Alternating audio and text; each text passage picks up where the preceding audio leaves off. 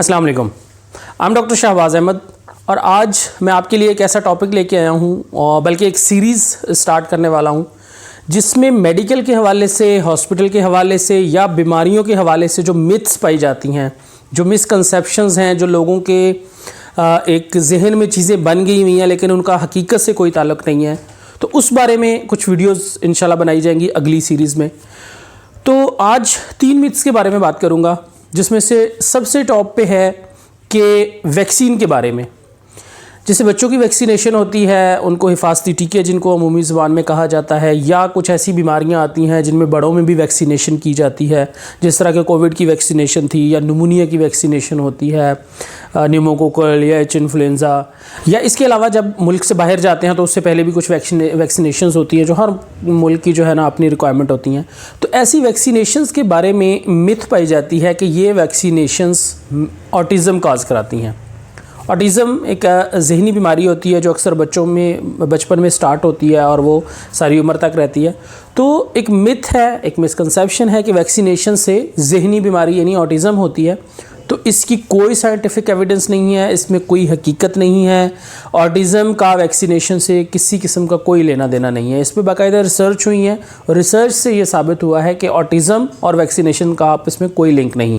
दूसरी सबसे बड़ी मिथ जो है वो ये पाई जाती है कि जो सारे बैक्टीरिया हैं या जरासीम हैं वो हार्मफुल हैं या नुकसानदेह हैं। ऐसा बिल्कुल नहीं है।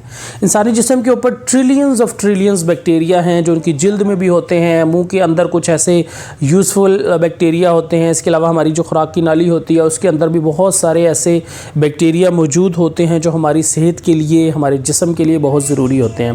तो इससे ये है कि सारे बैक्टीरिया हार्मफुल नहीं होते। इसीलिए कहा जाता है कि जो एंटीबायोटिक का यूज़ है, बेजा इस्तेमाल है एंटीबायोटिक्स का, वो नहीं करना चाहिए, क्योंकि उससे यही होता है कि आपके जो जिस्म के अंदर यूज़फुल जो मुफीद बैक्टीरिया होते हैं वो भी ख़त्म होते हैं, जिसकी वजह से फिर आगे मसाइल शुरू हो सकते हैं। तीसरी जो हम मिथ के बारे में बात करेंगे वो ये है कि कुछ खुराकें जो हैं, कुछ ग़िज़ाएँ, कुछ फूड्स जो हैं वो किसी बीमारी को ट्रीट कर सकती हैं।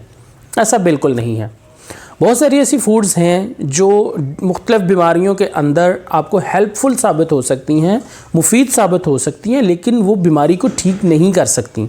तो ये जो कॉन्सेप्ट है, अक्सर शुगर और ब्लड प्रेशर के मरीज़ों में या कोलेस्ट्रॉल के मरीज़ों में अक्सर ये कॉन्सेप्ट पाया जाता है कि वो कुछ ऐसी खुराक जो है उस पर फिक्सेट हो जाते हैं किसी हकीम के कहने पर या किसी भी बंदे के कहने पर कि जी बस ये खाऊँगा तो इससे मेरी ये चीज़ ठीक हो जाएगी, और उनको फिर अल्टीमेटली जो है वो बहुत सारा नुकसान उठाना पड़ता है at the end of the day.